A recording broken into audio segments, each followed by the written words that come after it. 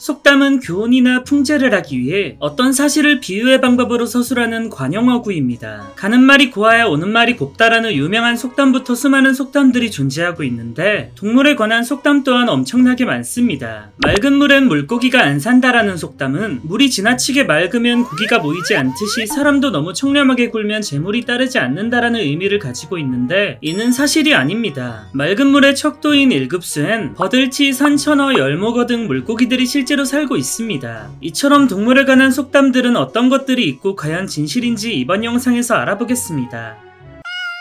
개구리 올챙이적 생각을 못한다는 속담은 초심을 잃은 사람에게 비유적으로 하는 속담으로 과거를 생각하지 않고 잘난듯이 행동하는 것을 의미하는 속담입니다. 하지만 진짜 개구리는 올챙이 시절을 기억하지 못할까요? 정답은 진실입니다. 미국 애리조나 대학 존 위언스 교수팀은 실제로 개구리가 올챙이 시절을 기억하지 못한다는 것을 과학적으로 밝혀냈습니다. 단순히 기억력이나 지능의 문제가 아니라 진화 생물학적 관점에서 올챙이와 개구리는 서로 다른 존재라고 할 만큼 차이가 크기 때문입니다. 애벌레가 나비로 성장하거나 올챙이가 개구리로 성장하는 것은 완전히 다른 모습으로 변해버리는 것이기 때문에 어린이가 성인이 되는 것과는 비교도 안 되는 큰 차이를 가진다고 합니다. 다음은 개밥의 도토리라는 속담입니다. 개는 도토리를 안 먹기 때문에 밥 속에 있어도 먹지 못하고 남긴다는 뜻으로 따돌림을 받아 집단에서 겉도는 사람을 비유적으로 이르는 속담입니다. 하지만 이 속담은 거짓입니다. 개는 잡식성으로 도토리도 잘 먹으며 도토리의 성분은 개에게 딱히 해로운 것이 없습니다. 불포화 지방산인 도토리는 적당량만 섭취하면 개에게 도움이 되는 것들을 자연스럽게 섭취할 수 있습니다. 단 강아지가 먹는 음식인 만큼 간을 절대 해선 안 되고 우리가 먹는 것처럼 묵형태로 주는 것은 위험합니다. 개들은 특성상 제대로 씹지 않고 삼켜버리는 경우가 많기 때문에 혹여나 식도가 아닌 기도로 넘어갔을 땐 매우 위험합니다. 도토리를 분말 형태로 가루내어 간식에 소량 섞어주는 것이 가장 바람직합니다.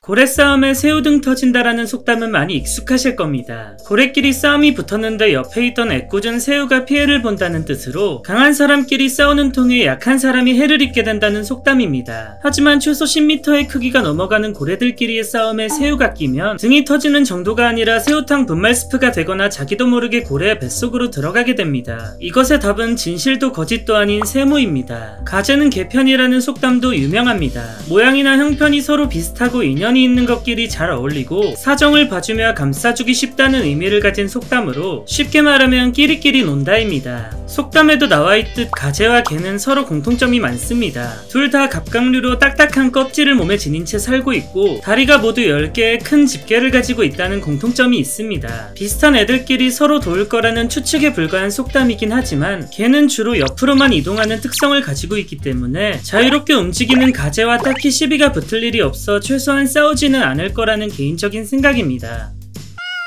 우리에게 너무도 감사한 존재인 닭에 대한 속담들도 있습니다. 첫 번째로 꿩 대신 닭이라는 속담인데 자기가 쓰려는 것이 없으면 그와 비슷한 것으로 대신 쓸 수 있다라는 의미를 가진 속담입니다. 옛 조상님들은 떡국에 꿩을 넣어 드셨는데 꿩은 키우기가 너무 어려웠기 때문에 사용 난이도가 쉬운 닭을 대신 사용하기 시작했습니다. 고기 자체의 맛은 꿩과 닭이 서로 비슷하지만 꿩이 다소 강한 맛이 난다고 합니다. 현재 꿩고기는 인터넷에서 2만원 정도에 구할 수 있고 닭은 4,000원 정도에 구할 수 있으니 아주 합리적인 대체품이라고 생각합니다. 역시 조상님들의 지혜는 따라갈 수 없습니다. 다음은 닭 잡아먹고 오리발 내놓기라는 속담으로 잘못을 저질러 놓고 엉뚱한 수작으로 속이려 한다는 의미를 가지고 있습니다. 앞에서 말씀드렸듯이 닭은 4,000원 선에서 구입할 수 있는데 오리발은 수십 개가 들어있는 1kg이 5,900원에 판매되고 있습니다. 4,000원짜리 닭을 먹고 오리발 하나만 주면 그야말로 개이득입니다. 닭 쫓던 개 지붕 쳐다본다라는 유명한 속담도 있는데 애쓰던 일이 실패로 돌아가 어찌할 도리가 없다는 뜻의 속담입니다. 타조나 펭귄이 전혀 날 수 없는 것과는 달리 닭은 사실 어느 정도 날 수 있는 종이 많습니다. 전문가들에 의하면 공기역학적으로 닭의 날개 구조는 충분히 비행이 가능하다고 하고 산란용 닭을 제외하고는 1m쯤 되는 장애물을 날아다니며 피한다고 합니다. 하지만 최소 3m 이상의 지붕에 올라가기에는 다소 힘들 것으로 보이며 주변의 지형지물을 이용해야 겨우 올라갈 것 같습니다.